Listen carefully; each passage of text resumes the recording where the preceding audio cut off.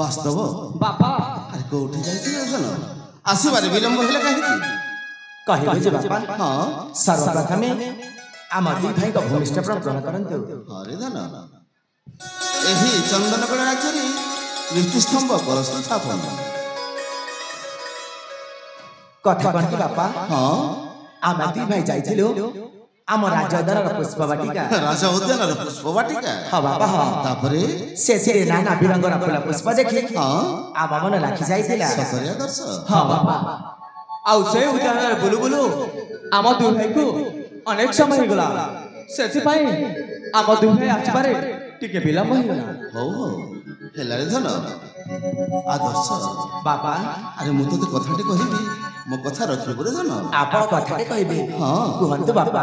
ଆଦର୍ଶ ବାପା ଏହି ଚନ୍ଦନଗଡ଼ ରାଜ୍ୟରେ ତୋତେ ଯୁବରାଜ ପଦରେ ଅଭିଷେକ କରି ଆନନ୍ଦରେ ମୁଁ କିଛି ଦିନ ବିଶ୍ରାମ ନେବାକୁ ଚାହେଁ।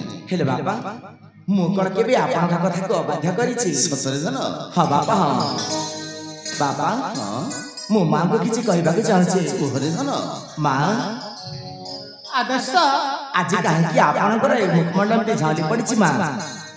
ନା ରେ ଆଦର୍ଶ ନା ତୁ ବୋଧେ ଭୁଲ କହୁଛୁ ରେ ଧନ ମୋର ମୋ ମୁଖମଣ୍ଡଳ କାହିଁକି ଝାଉଳି ପଡିବ ରେ ଆଦର୍ଶ।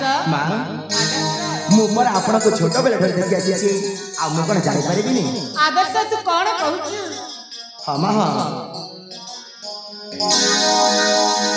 ତୁମେ ଗो ଜାନୀ